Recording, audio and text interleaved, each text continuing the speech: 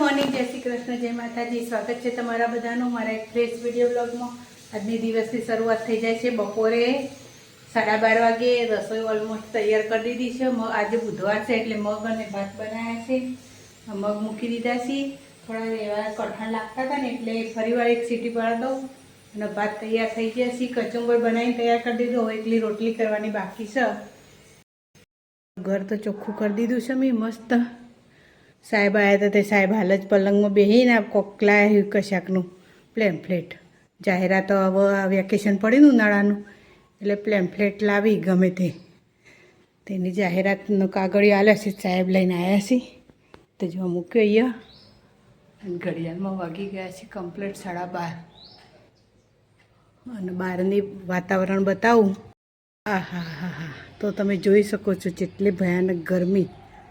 જો બીજી એક પ્લેમ્ફલેટ તો અલગ આવી છે પેલોના દરવાજા. અમારા દરવાજા છે તે સાહેબ અંદર લાવ્યા અને પેલા બધાના તો ઘર ઘેર ઘેર નાખ્યા હોય ને એટલે ગરમી તો કેમ મૂજશું એટલી ભયાનક ગરમી છે. હા મારા જેવાનું તો કોમ જ નહીં હો બધા તડકામાં ફરવાનું. પવન સાથે વળી સારું છે ને ગરમીનું તો બિચારો વસ્તુ મરી જાય પણ થોડો પવન આવ્યા કરો લેર થોડી લેરો આવી જોઈ પવનની એટલે સારું છે. જો કોઈ દેખાય બહાર કોઈ કહેતા કોઈ ના દેખાય બહાર છે ને ભયાનક ગરમી. વાત તો મેં આ બધી થાળીઓ ઘસી છે એટલે બધા આ હવાના વાસણીઓ આ બધો ઘસે અહીંયાથી ઉતારે. આ બધો આખો ગોળો સાફ કર્યો અને બધો ઘસે થાળીઓ વાપર બધું અને હજુ તો પોજરું ભરીને તો સી અને એ કારો એટલા વાસણ સીજો ઘસેલો આ બધો ઘસી કાઢે છે.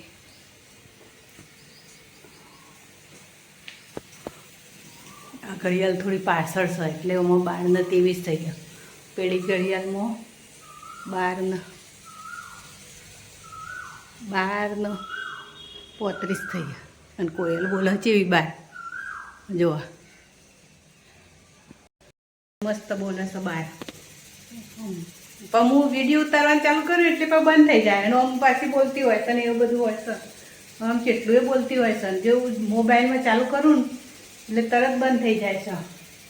એ કરીને ખબર પડી જાય કોઈ ખબર નહીં એવું એટલે એવું છે બધું. અને બાપા ગરમી બહાર તો આમ દેખાવ જોવું એ ગમતું નહીં એટલી તો ગરમી છે બહાર તો.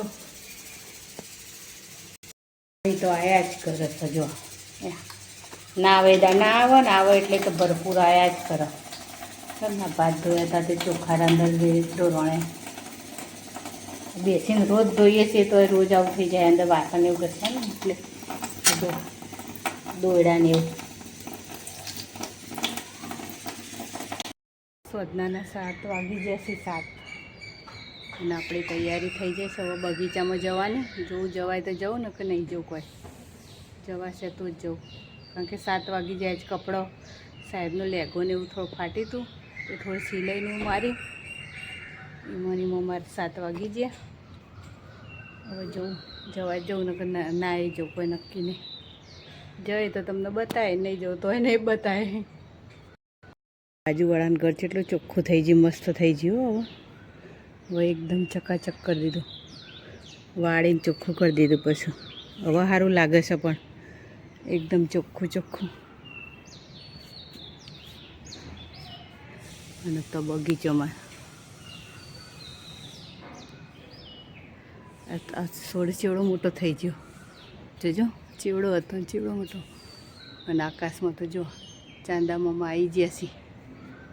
આજે સી કે પોચમ થઈ ખબર નહીં હવે 4 થઈ પોચમ થઈ એ બહુ આપણને આઈડિયા નહીં કે 6 થઈ હવે ગમે તે થયું હોય પણ ચાંદામાં જો તો આ સૂર્યદેવ જોવા હવે આથમી છે અને એ ચંદ્ર બે જોડે જ છે ને સૂર્યદેવ અને ચંદ્રદેવ બે જોડે છે.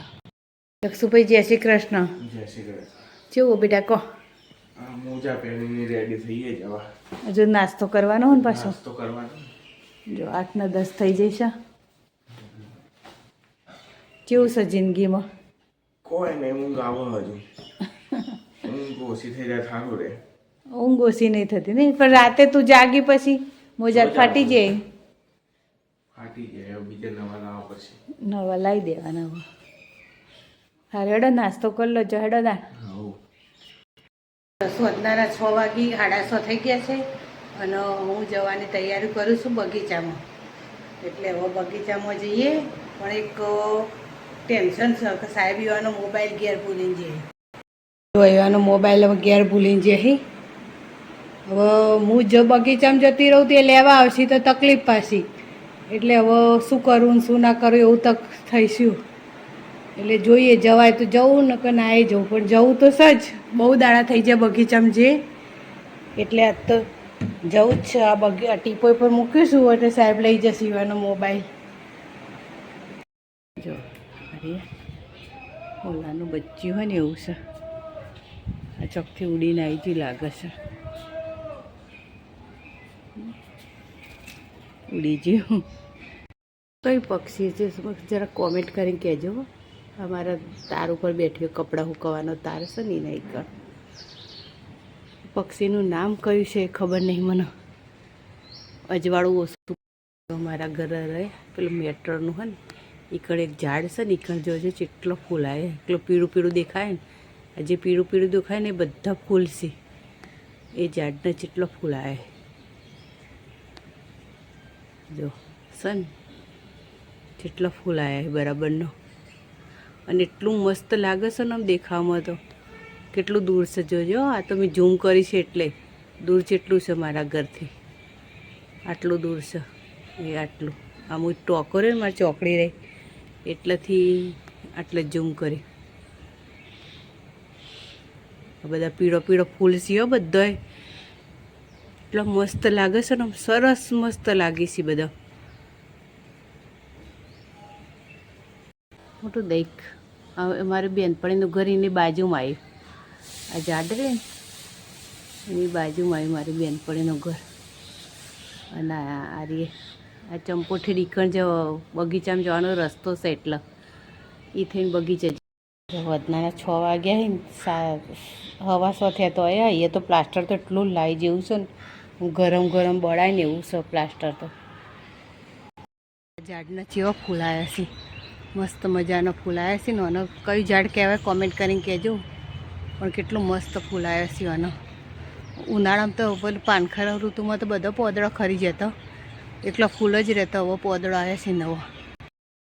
ટીટોડી ખાવા જાય જે ટીટોડીને બચ્ચાને ખાવા જાય. તમે પેલી ટીટોડી રાડો પાડે એ જ એ તમે ટીટોડી રાડો પાડતી હતી. હો તમે ટીટોડી રાડો પાડતી હતી એરી એ પેલી તો મમ્મી આવી ગઈ.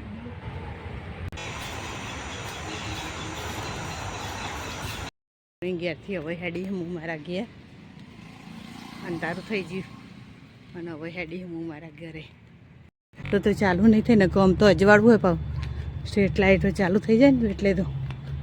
પણ હજુ થઈ નહીં સ્ટ્રીટ લાઇટ. આ તો ઘરોની બધી લાઇટો ને એ ચાલુ છે. ખાઈ ગયું લાગે હો. સાહેબ આવ્યા વખત તો દક્ષું આવ્યા લાઇટ ચાલુ છે.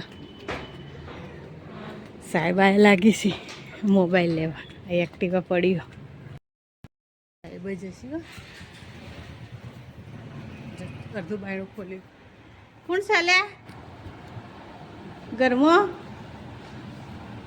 ચોર પેઠે બોલતા નહીં. હો મોબાઈલ મૂકીને જતા રહેતા.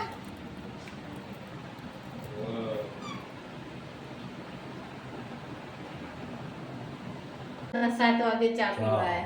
કેટલો ધોળો લાગે. હા ધોળા છો તમે. આ જો કાળા બુરા ધોળો ધોળો લાગુ સફેદ ચા ઉભરાઈ જશે. હા ઓ મે ચા તો તમે જે સારો પણ બગડ્યું સાહેબ ગમે તે ધીમો હળગો હવે. હા ઓ એ બગડ્યું લાગે છે ચા પીવા. તમે કેમ ઘેર આવ્યા 1 વાગે પહેલા? મોબાઈલ લેવા. એવું મોબાઈલ લેવા આવ્યા તો તમે. હવે મોબાઈલ લેવા તો ચા વાપરી છે પાઉં તો પડે તો વાપરી જાય ને.